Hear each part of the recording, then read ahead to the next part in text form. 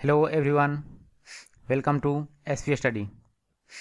SP study के इस video में आज हम बात करेंगे रीजनिंग ट्रिक्स के बारे में जो अल्फ़ाबेट से रिलेटेड हैं।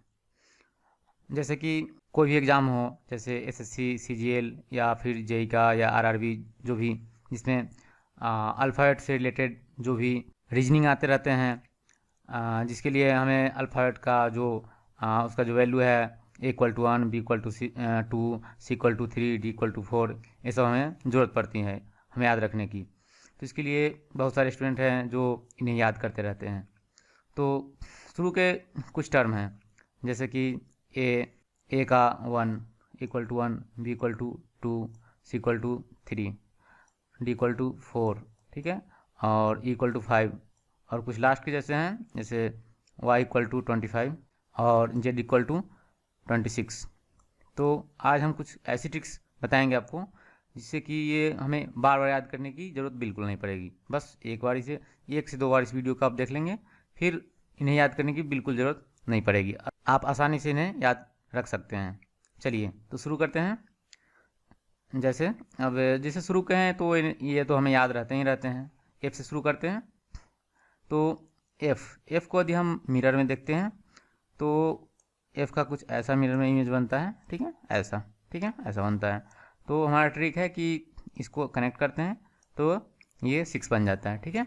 तो ऐसे इसको हम एफ को रिलेट कर सकते हैं। फिर जी में यहाँ देखिए, जी में यहाँ जो ये दिख रहा है ये बिल्कुल 7 की तरह है, ठीक है, बिल्कुल 7 की तरह। बस ये इसे हम 7 याद रख सकते हैं, ठीक है। इसको 7 रिलेट कर सकते हैं जी को, ठीक है। और एच की यदि बात करें तो हम हिंदी में ऐसे एच लिखते हैं ना, एच, ठीक है, एच। और 8, चूँकि बिल्कुल एक जैसे सुनने में थोड़ा सा डिफरेंस है एच और एट, तो एच और ए दोनों जो है एक दूसरे से इसे हम रिलेट कर सकते हैं, ठीक है। और या फिर ऐसे एच को दोनों साइड से ऊपर से और नीचे से इसको कनेक्ट करते हैं तो ये 8 जैसा बन जाता है, ठीक है। इससे हम 8 याद रख सकते हैं। अब आते हैं आई और जे, दो ऐसे टर्म हैं जो कि बिल्कुल जिसमें अल्फ़ाबेट में दो ऐसे टर्म हैं जिसमें डॉट आते हैं, ठीक है। जैसे ये डॉट शो कर रहा है यहाँ पर, और ये यहाँ जे, ये डॉट, ठीक है। तो इस डॉट से इन्हें हम रिलेट करते हैं। जैसे आई में जो ऊपर डॉट है, ये ऊपर डॉट है, चूँकि आई पहले आता है इसलिए इस डॉट को मतलब पहले लाना है। जैसे यहाँ से ये डॉट है, इसको उठाकर इधर लाना है, ठीक है। मतलब इस डॉट को इधर लाना है, इधर लाएंगे, यहाँ लाएंगे तो ये 9 बन जाएगा, ठीक है। और जे में, ठीक है, ये 9 बन जाएगा। और जे में बिल्कुल बस जे में ये जो टर्म है ऊपर जो डॉट है इसको अब इधर लाना है, ठीक है, इधर लाना है, आगे लाना है उससे, तो ये 10 बन जाएगा, ठीक है, 10 बन जाएगा, ठीक है। ऐसे इसको हमें याद रखना है कि आई में पहले लाना है ऊपर के डॉट को और जे में बाद में लाना है, ठीक है। के को यदि हम जल्दबाजी में लिखते हैं तो ऐसा कुछ हम लोग लिख देते हैं, ठीक है, ऐसे लिखते हैं, ठीक है ना। तो इससे हम 11 इन्हें याद रखना है। एल और 12 एकदम बिल्कुल एक जैसे लगते हैं, L12, तो इससे हम इन्हें 12 याद रख सकते हैं। अब एम 13, तो एम को यदि क्लॉकवाइज रोटेट करते हैं, ठीक है, तो ए बिल्कुल 3 बन जाता है, मतलब 3 बन जाता है। ऐसे यदि हम इसको रोटेट करते हैं तो, ठीक है, तो इससे हम 13 याद रख सकते हैं, ठीक है। एन को हम स्मॉल टर्म से रिलेट करते हैं, जैसे कि यू। एम का यदि ये स्मॉल एन है, स्मॉल, तो इसको हम यदि रोटेट करते हैं, ठीक है, तो यू जैसा बनता है, जो कि 4 जैसा बिल्कुल बनता है, ऐसा, ठीक है, ऐसा बनता है। इसको जैसे हम रोटेट करते हैं तो ये 4 बन जाता है, 4 से इसको 14 याद कर रख सकते हैं। अब ओ चूँकि बिल्कुल जीरो की तरह दिखता है, अब जीरो की तरह दिखता है तो जीरो चूँकि इसको ऐसे याद रखना है कि 0 5 से डिवाइड हो जाता है, तो 5 से डिवाइड होता है तो 5 से 0 डिवाइड होता है, मतलब 0 का जो भी टर्म है, जैसे 10 20 या जो भी है, 5 से डिवाइड हो जाता है, तो 5 और 5 से इन्हें हम 15 रिलेट करते हैं, ठीक है। पी को यदि हम इमेज के तौर पर देखते हैं, ठीक है, अपोजिट, तो ये 6 पूरा 6 की तरह दिखता है, ठीक है, इससे हम इन्हें 16 रिलेट कर सकते हैं, ठीक है। क्यू का 17, बस इसमें जो ए बना है इसको नीचे खींचना है और इससे ये 7 और 7 से 17, ठीक है। आर को नीचे कनेक्ट करने पर ठीक है, ये 8 की तरह बिल्कुल बन जाता है, 8 की तरह बन जाता है। तो इससे हम इसको 18 याद रख सकते हैं। ठीक है, एस में इसको यदि हम कनेक्ट करते हैं ऊपर तो ये बिल्कुल 9 की तरह बन जाता है, इससे हम 19 याद रख सकते हैं। ठीक है, और टी 20 मैच होते रहते हैं, तो इसको याद करना बहुत आसान है, टी से 20। ठीक है,